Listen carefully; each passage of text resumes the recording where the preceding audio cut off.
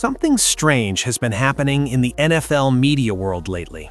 A recently fired head coach has been quietly making the rounds on podcasts and interview shows, speaking calmly, choosing his words carefully, and presenting himself as a thoughtful professional reflecting on the lessons of a difficult season. On the surface, it looks like the typical post-firing media circuit. Coaches lose their jobs every year, they thank the organization, talk about the business of football, and eventually move on to their next opportunity. Normally, it's a story that fades within a few weeks, but this situation feels different because the man at the center of it is Kevin Stefanski, the recently dismissed head coach of the Cleveland Browns, and the version of events he's been describing doesn't exactly match what millions of football fans watched unfold during the 2025 season. Instead of simply acknowledging that things didn't work out, Stefanski's recent appearances have started to sound like something else entirely. The beginning of a carefully crafted narrative designed to reshape how that season is remembered. According to the version now being presented, Stefanski was the steady professional throughout the chaos, the coach who supported his players, the leader who respected the organization's decisions, the reasonable voice caught in a difficult situation as the franchise shifted directions. In this telling, the problems in Cleveland were complicated, external, and largely out of his control. It's a narrative that paints Stefanski less as the architect of a failed season and more as a casualty of circumstances. But there's a problem with that story. The internet remembers everything. Every press conference, every sideline moment, every questionable play call, every decision that shaped the season, and most importantly, every moment involving the young quarterback who became the center of the entire storm, Shedeur Sanders. Fans didn't just hear about what happened in Cleveland, they watched it in real time, week after week, as the tension surrounding Sanders' role with the Browns slowly grew into one of the most talked about storylines in the entire league. What makes this situation so explosive isn't just that a coach got fired, that happens all the time in the NFL. What makes it different is the growing belief among fans and analysts that the 2025 season didn't collapse simply because the team struggled. Instead, many believe it unraveled because of a series of decisions that reflected something deeper: hesitation, control, and a coaching philosophy that never fully aligned with the quarterback who was supposed to be the future of the franchise. And once people started looking back at the full timeline, the story became impossible to ignore. It wasn't just one moment, it wasn't just one bad call, it was a pattern. A pattern that started with early season decisions about who should be on the field, a pattern that showed up in critical play calls during high-pressure moments, a pattern that eventually spilled out into player report cards, locker room frustration, and a firing that happened before the season had even officially ended. And now, as Stefanski begins the process of rebuilding his reputation through carefully managed interviews, fans across the league are asking the same question. Is this an honest reflection on a failed season, or is it an attempt to rewrite the story entirely? Because if you ask the people who watch the Cleveland Browns every week in 2025, they'll tell you something very different happened. They'll point to one play in particular, a decision that instantly became infamous among Browns fans as the moment everything finally snapped into focus, a single call that revealed the deeper problem behind the entire situation. And once that moment happened, the countdown to the end of Stefanski's tenure had already begun. Commentators questioned the call before the replay had even finished. Social media exploded within minutes. Former players began breaking down the decision on post-game shows, pointing out how the play seemed to signal a lack of trust in the quarterback who had just carried the offense down the field. What made it worse was that the situation didn't require a complicated trick or a sudden shift in strategy. Sometimes the best decision a coach can make is simply letting the player who has the hot hand keep control of the moment. But that didn't happen. And the more analysts replayed the sequence, the clearer the underlying issue became. This wasn't just a poorly timed play call. It felt like the product of a deeper hesitation. A coach who was never completely comfortable handing the keys of the offense to his rookie quarterback. The body language on the sideline told its own story. Cameras caught the confusion among players. The broadcast replayed Sanders' reaction multiple times, and fans began debating whether the young quarterback had been put in a position to fail rather than succeed. Within hours, the play had become one of the most dissected coaching decisions of the entire NFL season, and the man responsible for that decision was Kevin Stefanski. For many Browns fans, that single moment crystallized everything they had been feeling all year. The hesitation, the strange rotations at quarterback earlier in the season, the sense that Sanders' development was being managed cautiously instead of fully embraced. Once that play happened, the narrative around Cleveland's season began to shift rapidly. What once looked like a team struggling through a difficult year suddenly started to look like something else entirely.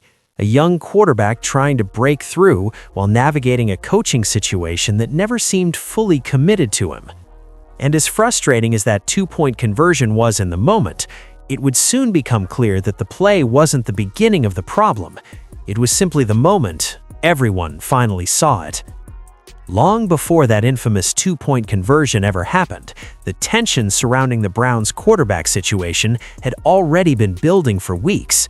In fact, many fans believe the real controversy started much earlier in the season, during a stretch that now feels almost impossible to explain in hindsight. For the first 11 weeks of the 2025 season, rookie quarterback Shedeur Sanders, a player many believed was the most exciting young talent on the roster, was mostly watching from the sidelines. Instead, the offense remained in the hands of veteran quarterback Joe Flacco. On paper, the decision seemed easy to defend. Flacco was experienced. He understood NFL defenses. Coaches often prefer to ease rookies into the league rather than throwing them directly into the chaos of a full season. Around the league, that kind of approach has been used countless times before.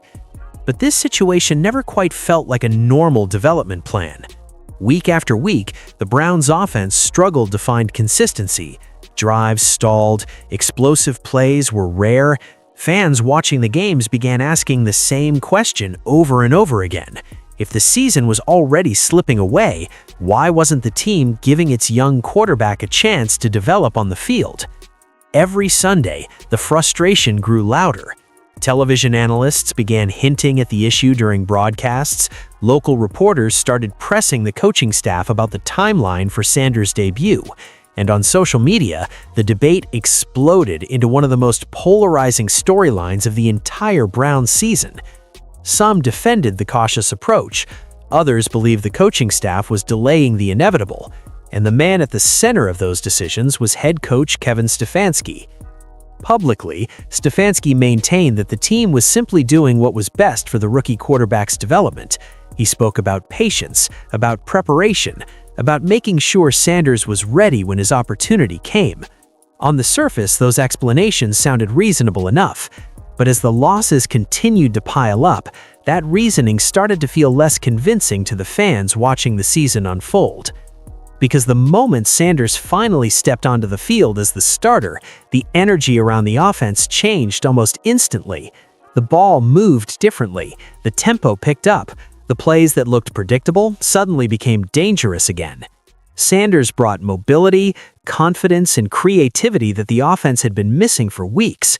Even when mistakes happened, as they always do with rookie quarterbacks, the overall feel of the team was completely different. It didn't look like a player who needed another month of preparation. It looked like a player who could have been helping the team much earlier. That realization only made the earlier decisions harder to understand. If Sanders was capable of performing at that level, why had he spent nearly 3 months on the bench while the season slowly slipped away? Fans weren't the only ones asking that question.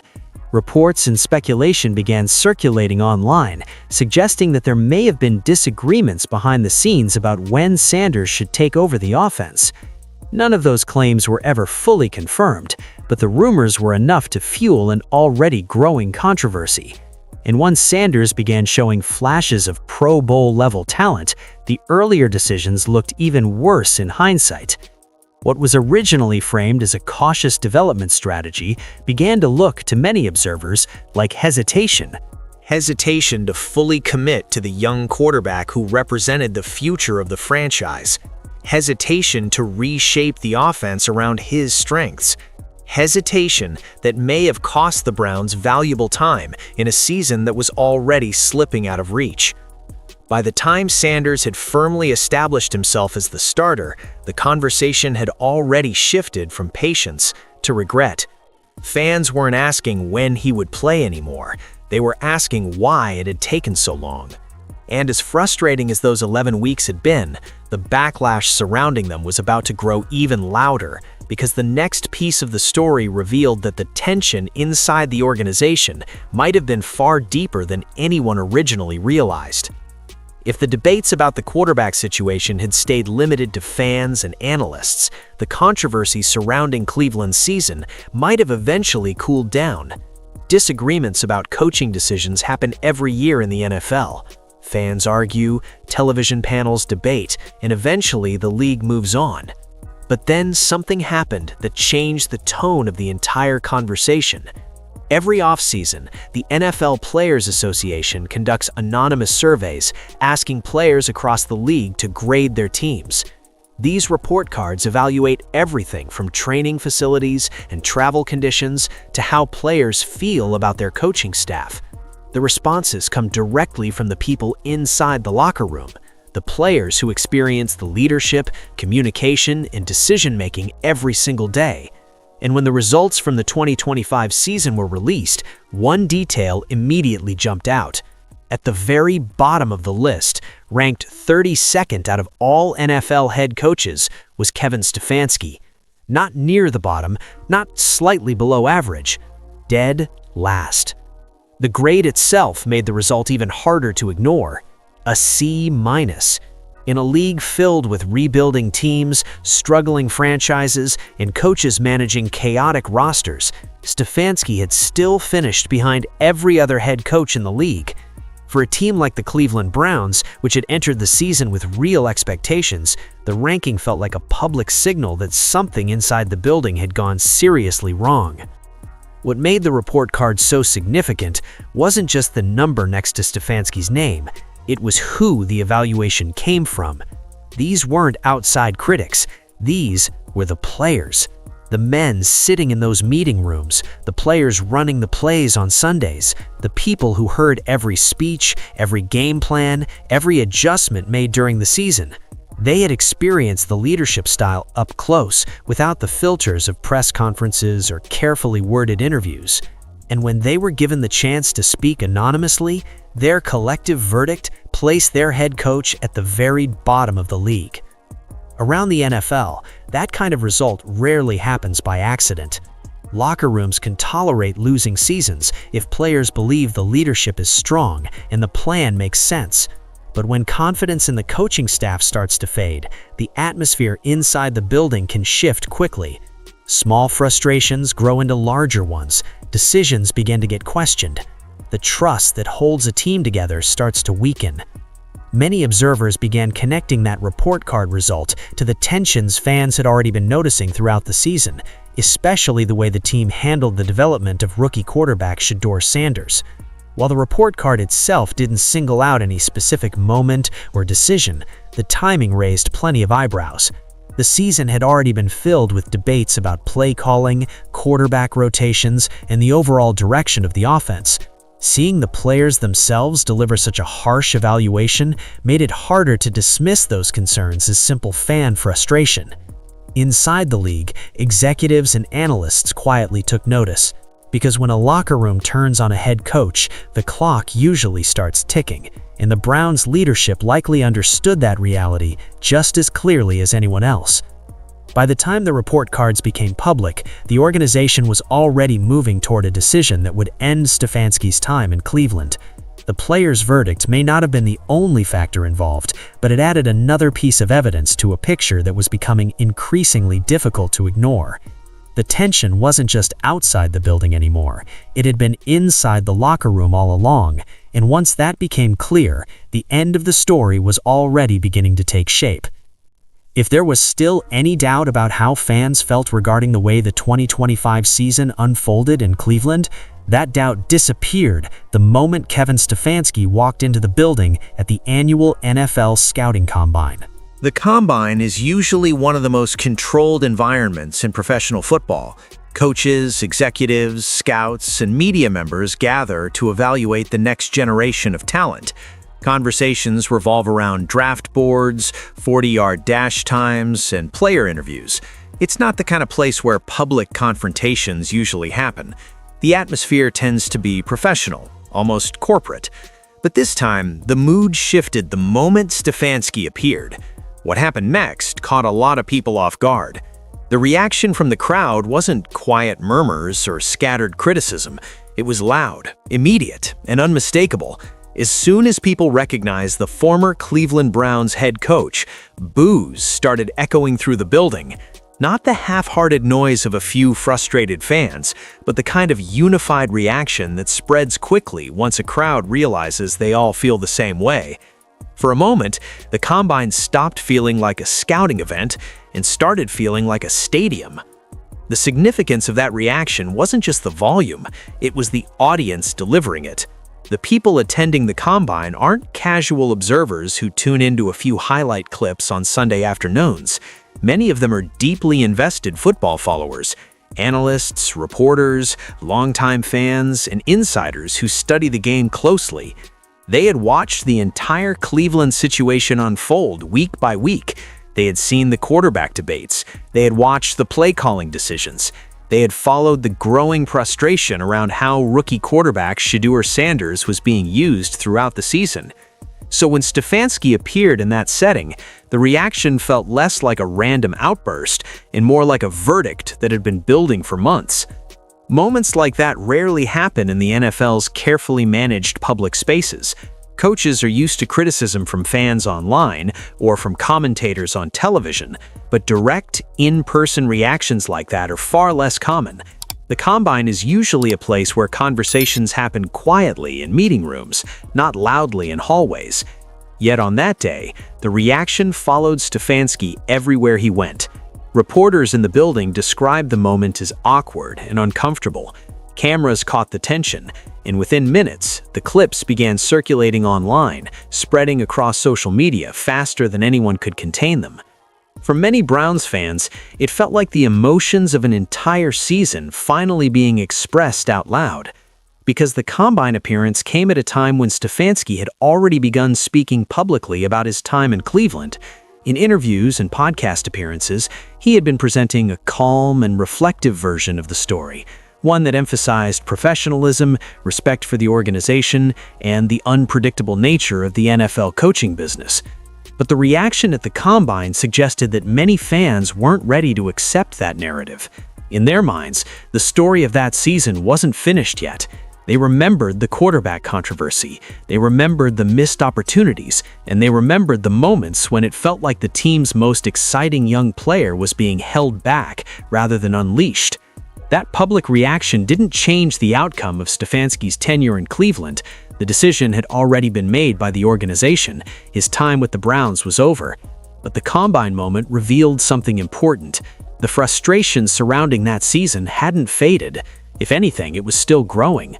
And as the league moved closer to the offseason, another piece of information was about to emerge that would make the entire situation look even worse, because behind the scenes, the Browns had already made a decision about Stefanski long before most fans realized it. By the time the frustration from fans and players had reached its peak, the organization behind the scenes had already begun making decisions that would quietly bring the entire situation to an end. What most people didn't realize at first was just how early that decision had actually been made. According to interviews given later by Kevin Stefanski himself, the leadership of the Cleveland Browns informed him before the season had even finished, not during the offseason, not after the final game when teams typically conduct their evaluations. The message came earlier than that. It came the Thursday before the final game of the season. At first glance, Stefanski framed the moment as a professional courtesy. In his interviews, he described the organization informing him early so he could begin preparing for the transition and talk with his family about what was coming next. On the surface, it sounded like a respectful and orderly way to handle a difficult situation, but the timing itself revealed something much more telling. When a team informs its head coach that he's being dismissed before the final game of the season, it means the decision has already been finalized. The internal debates are over, the evaluations are complete. The organization has already decided that the future is going in a different direction, and in Cleveland's case, that meant one thing. The franchise had already made its mind about who the future of the team would revolve around. That future was rookie quarterback Shedeur Sanders. By the time that final game approached, Sanders had already proven flashes of the talent that had fans buzzing across the league. His playmaking ability, his confidence under pressure, and the energy he brought to the offense had begun changing the perception of the Browns almost overnight. What once looked like a lost season had suddenly turned into the early stages of a franchise rebuilding around a young quarterback. Once that shift happened, the rest of the equation became harder for the organization to ignore. Because if the team truly believed Sanders was their future, they needed a coaching staff that would fully commit to building around him. The earlier controversies, the delayed starting role, the controversial play calls, the visible tension that had followed the offense throughout the season made it clear that the relationship between Stefanski and Sanders might never fully align. Whether that tension was real or simply the result of public perception, the Browns' leadership couldn't risk another season of uncertainty around their most valuable player. So the decision came early, and the moment Stefanski was informed on that Thursday, he effectively became a lame duck head coach walking into the final days of the season. The players knew the situation, the staff knew the situation. The organization had already begun quietly preparing for the next chapter. From that point forward, the final game wasn't about saving the season anymore. It was about closing the book on an era. When the season finally ended, the official announcement simply confirmed what had already been decided days earlier. The Browns moved on from Stefanski, and the organization immediately began searching for leadership that would fully embrace the direction they believed the franchise needed to take. For many fans, the early timing of the decision only reinforced what they had suspected all along. The issues inside the building had reached a point where waiting until the offseason simply didn't make sense anymore. But while Cleveland was already turning the page and preparing to build around its young quarterback, the story surrounding Stefanski was far from finished.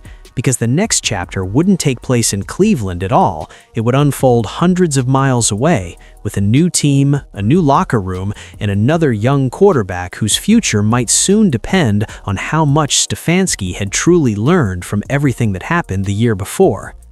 Just when it seemed like the controversy surrounding the Cleveland situation couldn't get any deeper, another name kept resurfacing in conversations around the league, a name that Browns fans knew very well. A quarterback whose time in Cleveland had followed a strangely similar path years earlier. That quarterback was Baker Mayfield.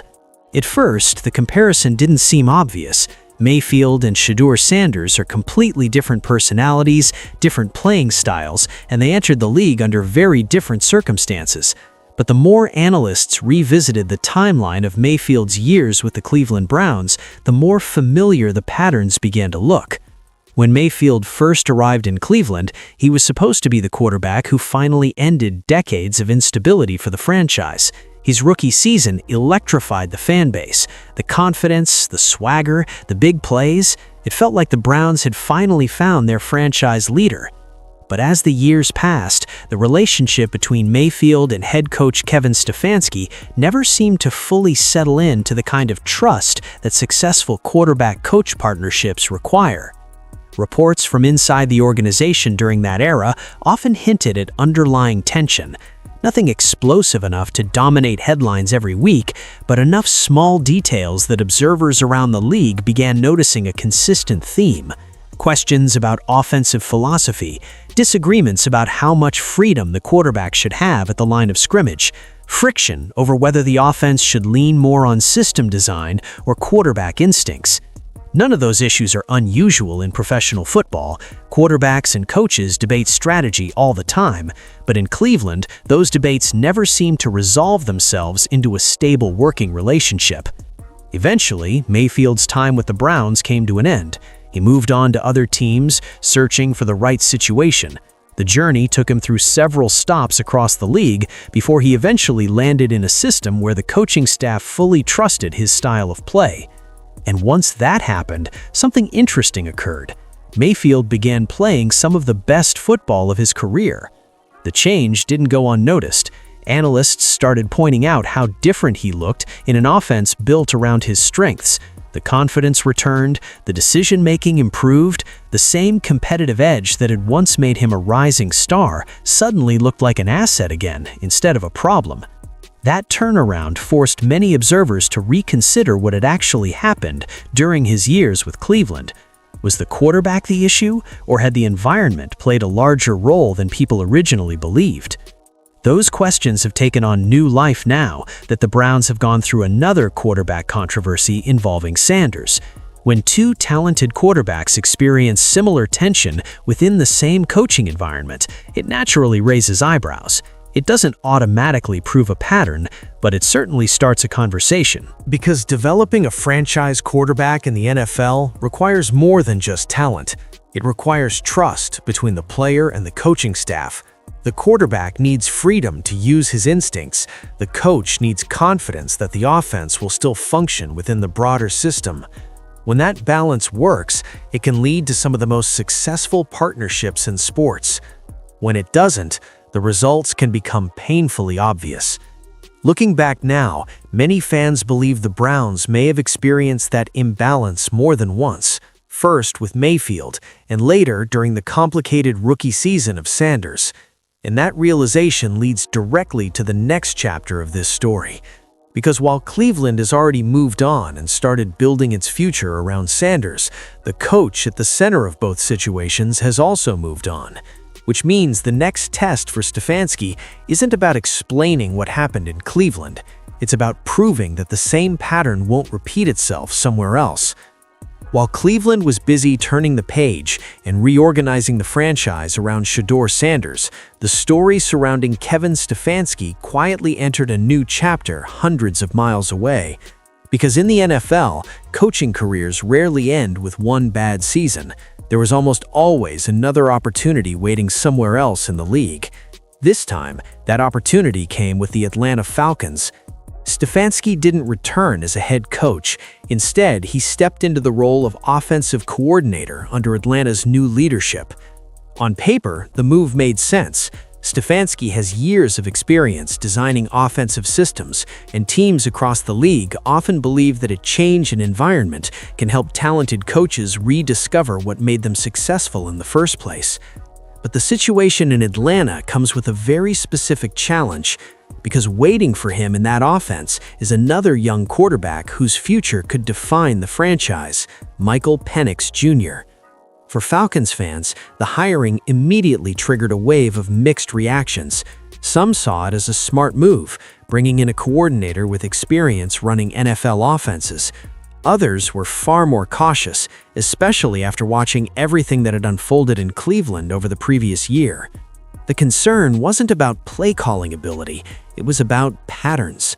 Falcons supporters had watched the Browns situation closely, particularly the debates surrounding how Stefanski handled Sanders' rookie season. The delays, the controversial decisions, the tension that seemed to follow the offense all year. Now, many of those same fans were asking a simple but important question. Would Atlanta be walking into the same situation?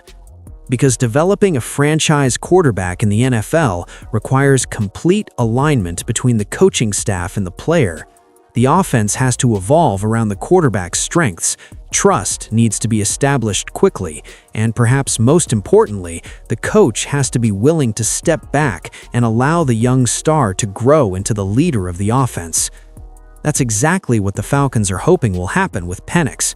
The organization invested heavily in his future, and the entire offensive strategy moving forward is expected to revolve around his development. For Stefanski, that means stepping into a situation where every decision he makes will be examined closely, not just by Atlanta fans, but by analysts across the entire league who are still debating what went wrong in Cleveland. Early reports suggest that the Falcons front office is fully aware of the concerns surrounding Stefanski's previous tenure. Teams study these situations carefully, and Atlanta's leadership reportedly made it clear that the offense must be built in a way that maximizes Penix's strengths rather than forcing the quarterback into a rigid system. In other words, the margin for repeating past mistakes may be extremely small. For Stefanski, this job represents more than just another coaching opportunity. It's a chance to prove that the criticisms from Cleveland were the result of a specific situation rather than a deeper issue with how he manages young quarterbacks. Because if Penix thrives under his guidance, the narrative surrounding Stefanski could change quickly. Coaches rebuild their reputations all the time in the NFL. One successful season can erase years of criticism. But if the same frustrations begin to surface again, if the offense struggles to fully unlock the quarterback's potential, the conversation around Stefanski will become impossible to ignore. And this time, the entire league will be watching much more closely. Which is why Atlanta's decision to bring him in isn't just a routine coaching hire. It's a gamble. A gamble that could either revive a coaching career or confirm the pattern that fans in Cleveland believe they already saw unfold. In the end, the strangest part of this entire saga isn't that a head coach lost his job. That happens every single year in the NFL. Teams fall short of expectations, organizations reset their leadership, and the league keeps moving forward like it always does. What makes this story different is what happened after the season ended. Because in the modern sports world, the narrative doesn't disappear when the final whistle blows. Every press conference, every sideline reaction, every controversial decision lives online forever. Clips get replayed, debates resurface, and fans revisit moments that once seemed like ordinary game day choices, but later reveal something much bigger. That's exactly what has happened with Kevin Stefanski. His recent interviews and podcast appearances may sound calm and reflective, presenting the image of a coach who handled a difficult season with professionalism. But the moment those interviews began circulating, fans immediately started comparing those words with the moments they remembered from the field. The quarterback rotation early in the season, the hesitation around committing fully to Shedeur Sanders, the infamous two-point conversion decision, the locker room report card that placed him last among NFL head coaches, and the public reaction that followed him all the way to the NFL Combine. Each of those moments exists as its own clip, its own discussion, its own archived memory across the internet. And that's the reality of sports in 2025. You can try to reframe a story, but you can't erase the footage. What makes the situation even more fascinating is that the person at the center of the controversy, Sanders himself, ultimately came out of the season stronger than ever. Despite the rocky start and the debates surrounding his playing time, he finished the year proving exactly why the Browns believed he could become the face of the franchise. His rookie campaign ended with a Pro Bowl appearance. His marketability exploded. Partnerships and sponsorships began forming around his name. And inside the Cleveland Browns organization, the direction moving forward became clear. The future of the franchise would be built around him. So the anger many fans still feel towards Stefanski isn't really about Sanders needing protection. Sanders has already proven he can handle the spotlight. The frustration comes from the belief that Cleveland may have lost valuable time during one of the most important seasons of a young quarterback's career. Development in the NFL moves fast. Rookie seasons shape confidence, chemistry, and leadership within the locker room. Every game, every rep, every opportunity matters. And many Browns supporters believe that the 2025 season could have looked very different if the organization had fully embraced Sanders from the very beginning. That debate will probably continue for years. But the story also doesn't end in Cleveland. Because while the Browns are moving forward with Sanders leading the offense, Stefanski is beginning a new chapter with the Atlanta Falcons, where another young quarterback, Michael Penix Jr., is waiting to see what kind of offensive system will be built around him. And that's what makes this entire situation so compelling. The NFL is a league built on second chances. Coaches reinvent themselves all the time. One successful season can completely rewrite how a career is remembered. But this time, Stefanski won't just be coaching against opposing defenses, he'll be coaching against the narrative that followed him out of Cleveland. Because whether he likes it or not, the internet has already saved the tape, and the entire football world is waiting to see what the next chapter proves.